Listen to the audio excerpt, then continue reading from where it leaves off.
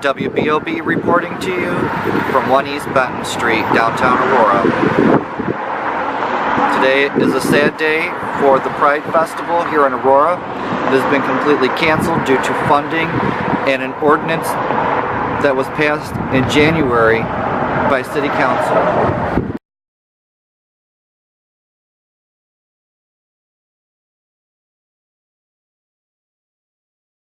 So I want to thank you all for attending today's meeting. It's a testament to the passion you feel around our efforts in support of the LGBTQ community. We want to address the Aurora Pride Festival cancellation frankly and transparently with you today, as this was always planned to be your celebration, not ours. In doing so, I'm going to focus my comments on two important aspects. Anytime you're planning something of this magnitude or complexity, money and time are the issues. Money wasn't the only consideration the board had to balance when deciding whether or not to prolong fundraising. Time is also critical, and so we're going to cover that. We won't be able to effectively address the issue with money without unfortunately responding to the Mayor Irving's statement released yesterday. I say unfortunately because we didn't want to get into specifics of dollars publicly.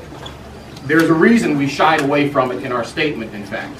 It potentially feeds a divisive conversation. It can make one side look unreasonable when both have been reasonable. It can make one side look impetuous when both have been thoughtful. It can make one side look rigid when both have been flexible. And it can make one side look unserious when both have been serious. It simply isn't the way leaders bring communities together.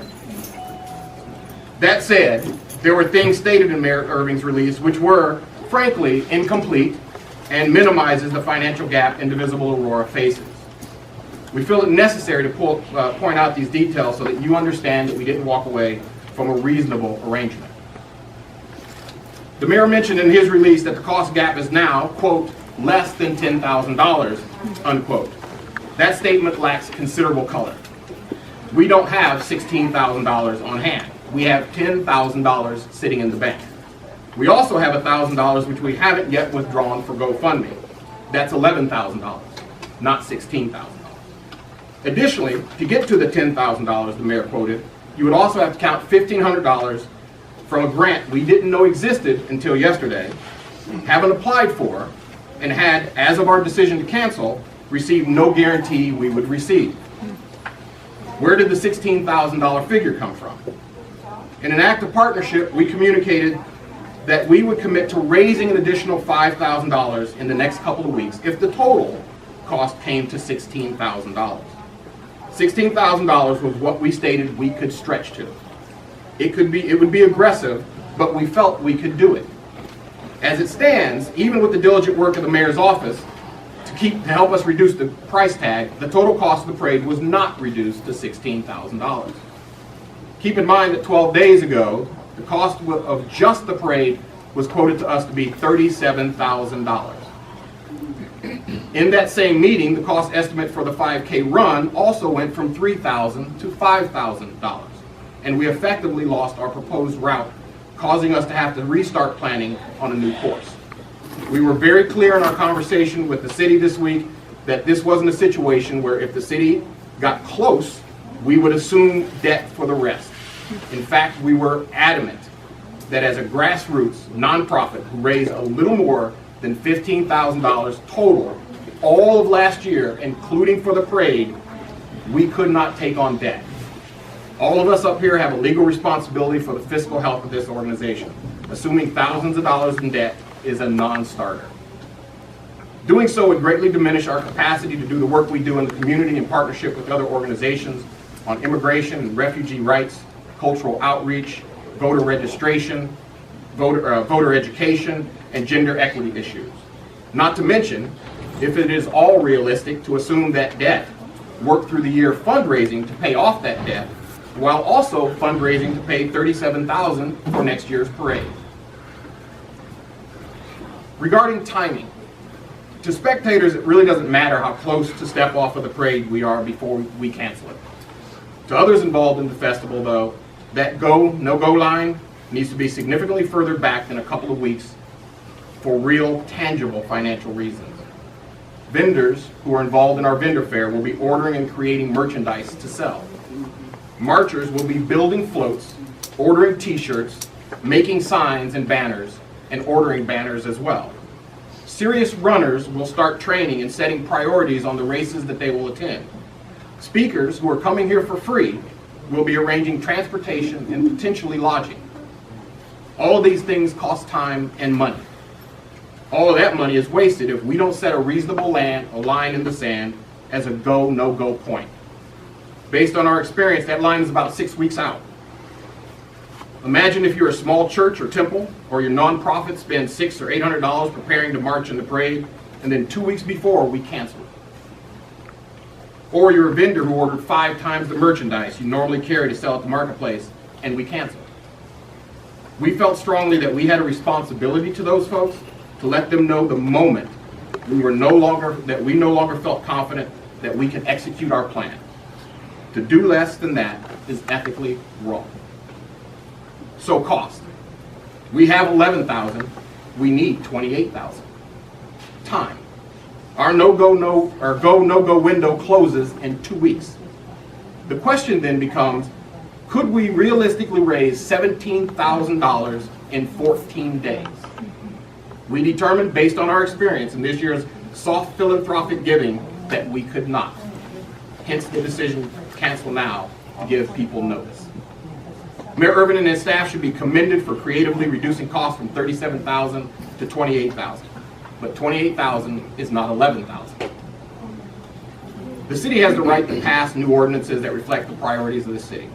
What impacted us the most was the timing of our notification, 66 days before the parade. The broader problem with the ordinance, though, is that as written, it has the potential to choke off popular cultural celebrations in a broadly multicultural city. That, to us, is the more significant long-term impact. We cannot be one Aurora if we ignore the citizens who sometimes feel less connected and appreciated in their community. With that, I'll take some questions. As a board, what we had to do was step back and go, is this possible? Because it's not good to plan on what's possible, or is it realistic, right? Is it possible? Sure. Sure. Is it realistic? No. And because of that, we simply need to let these people who have volunteered their time, who are coming in to make money, know that, so that they can make other decisions, so that they can go and make money elsewhere. But what about the mayor's offer to pay that over a 10-month period? We're not going to take that kind of debt on. That's a non-starter. I disagree. If you have a check to write me, I will. I will gladly take that. We're not going to take that kind of debt on. We raised $15,000 all of last year. I'm not going to take on $20,000 or $30,000 worth of debt. Please. At the end of the day, they have to sit there and be financially responsible for their board. At the end of the day, they have to assume their responsibility. Also, it's a considerable amount of money that they have to stand up there and say, hey, we're taking responsibility to say it's our responsibility financially to fund this. And if it comes back that we can't fund it and we're now in the negative, unfortunately, they could ask us to help out with the situation, but it's between all 6 of those people. And it chokes our ability to do anything else. That are sitting there. They have to pay for it. back to the politics Please, of go the ahead. situation. Just Just a couple more questions, and then I'm going to turn it over to Congressman Foster to talk about Congressman Foster stuff, not this. so I'm, just a couple more questions, please. Go ahead. More of a comment in support of the board's decision, and I hate to say this because of all the fervor to raise money quickly. However, if that happened, it really would overshadow what has happened. The fact that the city did this in the timing that it did this, and then the community made it okay. It's not okay. Yeah. So by holding your ground on this and saying, no, something is not okay, and it's not just this parade, it's the Puerto Rican parade, it's the Fiestas Patrias parade, in a united way, to say this is not okay. If you suddenly like make it up, it diminishes the responsibility of our local decision makers and the consequences of the choices they have made and the ripple effects on the community.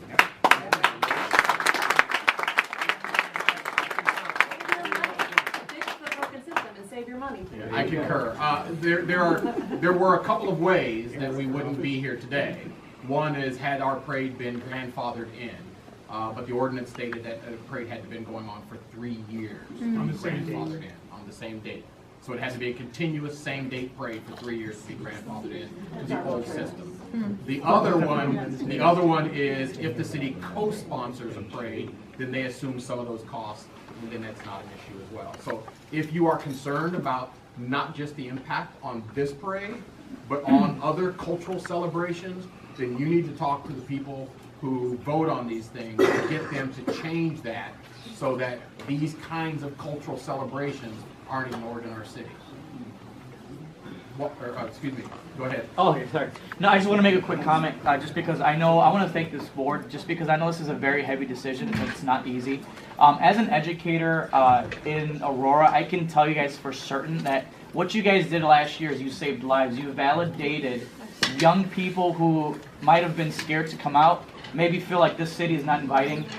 So I want to thank you guys, and I think, yes, this parade is monumental and it does save lives, but I know that this organization is going to continue to advocate in other avenues, and hopefully, you know, we can come out stronger and as I mentioned, fundraise. So thank you guys again for what you do.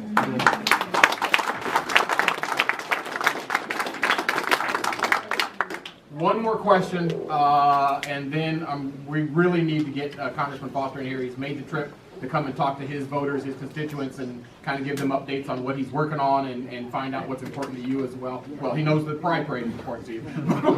Go from there, please, go ahead. Kind of to branch off what Simon said, I mean, as a youth myself and as a gay man that came out in high school, I mean, it was really great to see the parade that was last year and to be able to walk in myself. And, you know, I mean, everyone's talking about youth and, you know, how it boosted up the confidence of the LGBT community in Aurora. And I just want to thank you guys so much for putting that parade together for me as a youth, you know, and I know many other youth that I work with personally that I know that also attended, and it boosted up a morale. And just to give them a few cents as to moving forward what to do, I would think, you know, it would be great for you guys to just like really go over, you know, like let's do things like you said, and make next year even better. And I know everyone's talking about, can't we just fundraise right now? We can do it in 2 weeks. I agree with your stance of having it canceled, but you know, let's use that traction, that motion, that, you know, sets morale, and let's make next year even better. And that's kind of my 2 cents on that. But yeah, thank you guys for being with me. Thank you, I appreciate that. I want to make 2 statements, and I'll turn over to these folks, and then we'll turn over to Congressman. When we were running the parade, I'm going to try not to cry. I'm crying. We were running the parade. We were running the parade, and a gentleman came up to me after the parade and told me, you know, I've lived in Aurora for 10 years, and I've never felt comfortable walking down the street holding my husband's hand in mine. Today I did.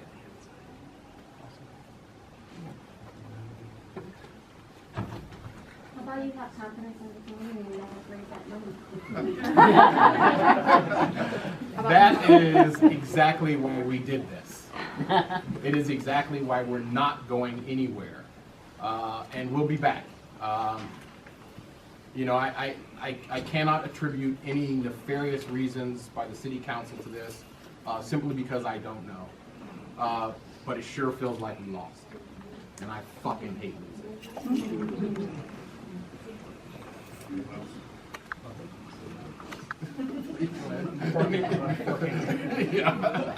Can we quote Any other comment from the board before we turn it over?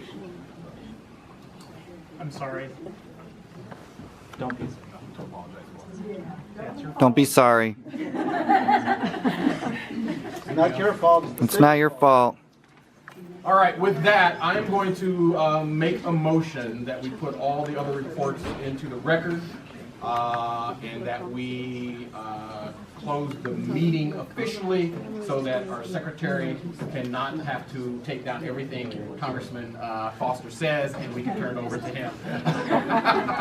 And so I make a motion to put the reports into the record and to close the meeting. All those in favor say aye. All those opposed? All right, meeting's closed. Congressman Foster.